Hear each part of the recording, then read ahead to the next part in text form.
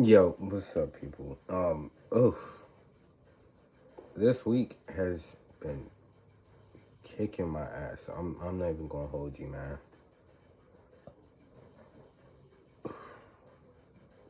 All right, we're just gonna get to it. I've been going back and forth these past 2 days. Just like this whole week has been been kicking my ass, man. I'm not even gonna lie with you, bro. Like it really has been. Um, so let's get right into it. We have Thunder versus Celtics, right? And this is a really good game. I mean, the Celtics, despite um, being down Tatum and White, they still had Brown. They still had a lot of other players that that they could use, and I mean, they did a really good job. I mean, like what is it? What is it? I can't even think. I can't even think of the words. But they were still able to fight through it. They had a lead for for what was the majority of the game. Like I really thought that they were actually gonna win this for the most part. You know, like but then again, at the same time though, it is kind of hard to beat. Um, it is kind of hard to beat a like practically um a fully healthy Thunder's team, which the Thunder, they came back. They were able to obviously take the dub. They fought throughout the whole entire game. The fourth quarter was really back up. I really thought it was a really good fourth quarter. But everything was just like okay, you know, can do the Celtics have enough firepower to withstand the Thunder? And they just didn't. It's as simple as that.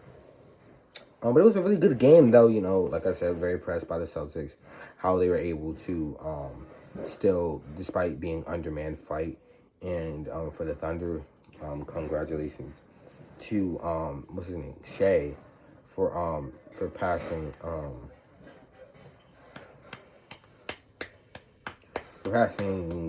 Wilt Chamberlain. That was the dude's name, Wilt Chamberlain, or yeah, Wilt Chamberlain for all time 20-point games. So congratulations Shea on that. Pistons versus 76ers.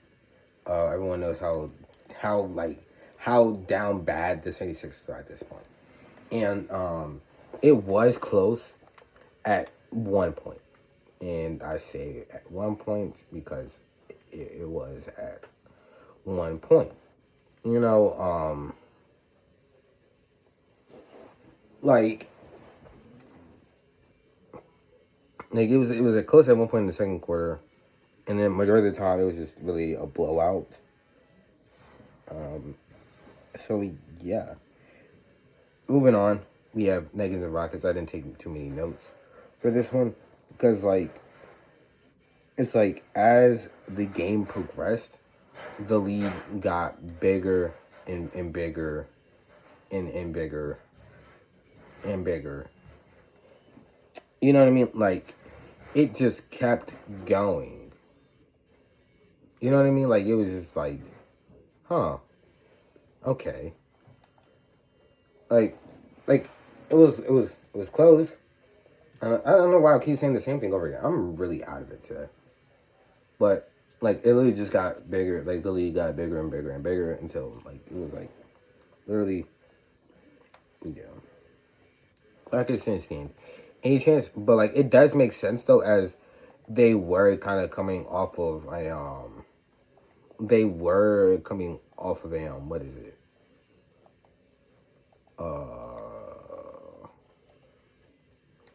They were coming off of a back to back. That's what the name is of the thing. They were coming off of a back to back. So I mean, like I kind of get it though. Um, Yeah, they just didn't look. They didn't look like, like, what is it, like the Rockets that we know they are. They looked completely out of it, really. So yeah, moving on, we have the Cavaliers and Magic. Um, like, I'm gonna be honest with you, I was really expecting the Magic to pull away with it. In the fourth, right, they had a 13-point lead. Right, they had a 13-point lead in the fourth, and now most of the times when teams have a like a double digit lead in the fourth, that normally means, oh, okay, they're gonna take they're gonna take the win. You know what I mean, like, okay, they're just gonna take the win. No, um, because for some reason, right, the Magic decided to sell and made it a close game towards the end. Played a free throw game, yada yada yada, blah blah blah. Magic win, right? But my whole thing is, like, if you have a double digit lead in the fourth quarter, why are you letting up? At no point should you let up,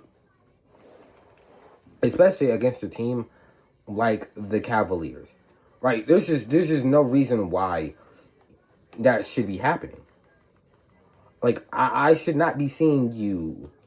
What is it? I should not be seeing you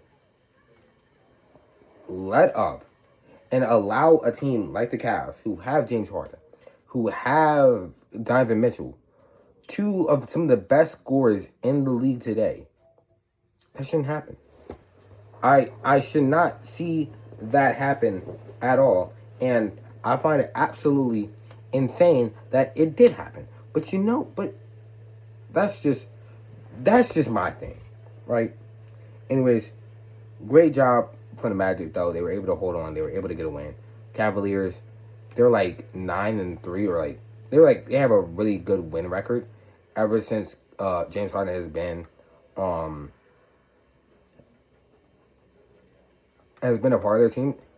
So can't wait for that to see how well they are able to do.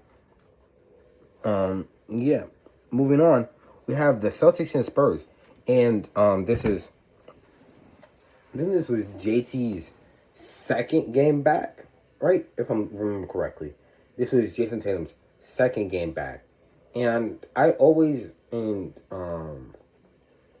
this was a really good game. I mean, start to finish, like, tied at half, third quarter, 92-85, 97-90. It was just like a really down to the wire game until, like, the Spurs really pulled away, like, at the late when they had a double digit lead, and they kind of kept that. But, like, I do think, like, obviously, if the Celtics, obviously, if the Celtics had a fully healthy Jason Tatum, because I don't think he's fully healthy. You know what I mean? Like what I mean by fully healthy is like having like a whole bunch of games under him. You know what I mean? A whole bunch of games under him. And he still got time to get his feet under him. I still think he's getting his feet under him. But he's looked impressive in each of the last two games, that he's had. So yeah. And halfway through the game, like literally in the beginning of the fourth quarter, right? I couldn't go without mentioning this, right? But in the beginning of the fourth quarter, right? I got to watch Bam Adebayo score 83 points, bro.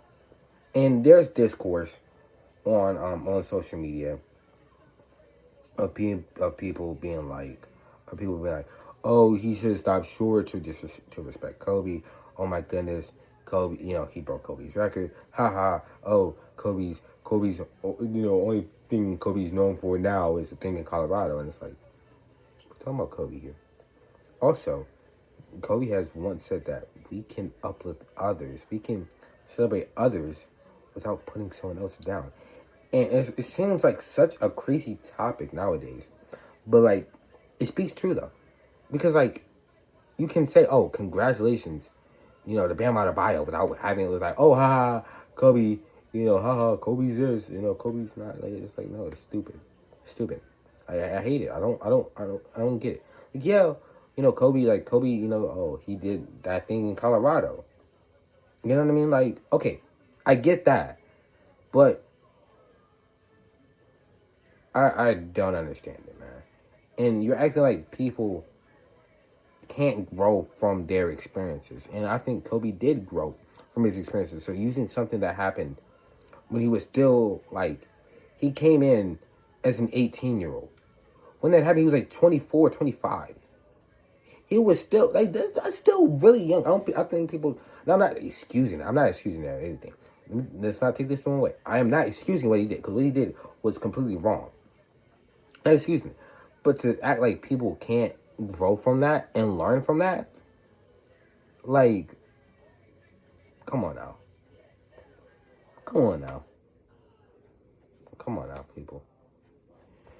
Anyways, congratulations to Bam, though. I just saw way too much discourse about the whole, he broke Kobe's record. I mean, in reality, Kobe never had the record.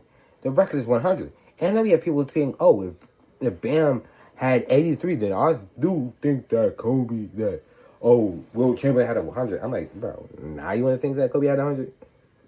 So, I just find that hilarious. Maryland versus Oregon. Oregon got off to like one of the worst starts I've ever seen I've ever seen in my life. Oregon was like at halfway through the first half, they were 0 of 10 from the field. I don't think you understand how crazy that is. I don't know why I didn't turn off like center, because like it looks really foggy to me. I don't know why I didn't turn off center though, right? But they were 0 of 10 from the field, halfway through the first half. The score at half was Maryland 33, Oregon 12. Oregon scored 48 in the second half. They outscored Maryland in that second half. And if only they had played just a little bit better in the first half, they would have won the game. Which is kind of crazy to me. That they and some of these shots weren't even that bad as shots, if we really think about it. Like, some of these shots weren't even that bad. They just missed.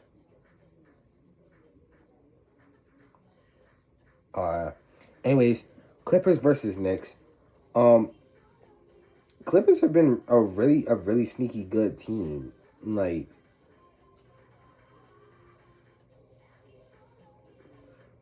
they're really like a sneakily good team. Like yes they got rid of James Harden, but like they're still like in that playoff play-in area.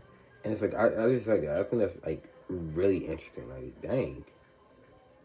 Like after starting off so bad, like they start off so bad. Like the Clippers have started off as one of the worst teams, and to see them in the playoff hunt now it's like, okay, congratulations to y'all. Like we're at like this is really like the push to the playoffs, and for the Clippers who start off so bad, and it's like they're saying, oh, it's not how about you start, it's about how you finish, and it's like it's really that true in the world of sports.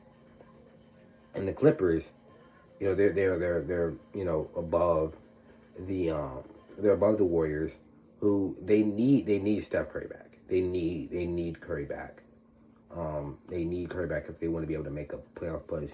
If they want to be able to make the playoffs, they're not going to be able to do it without Curry.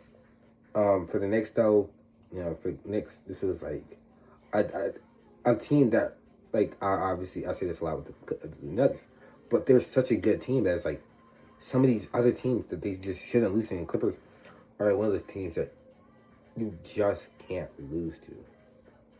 You can't lose to a team that's not only on paper worse than you, but the record shows, the standings show they're worse than you as well. And these kind of losses where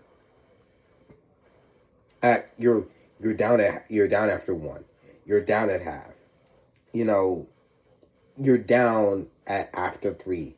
You can't have these kind of games. You just can't.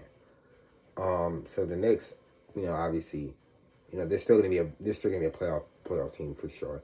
So I don't have any words about them. But it's like it's these kind of losses against teams that they theoretically should beat that they lose to, and it's like that just can't happen.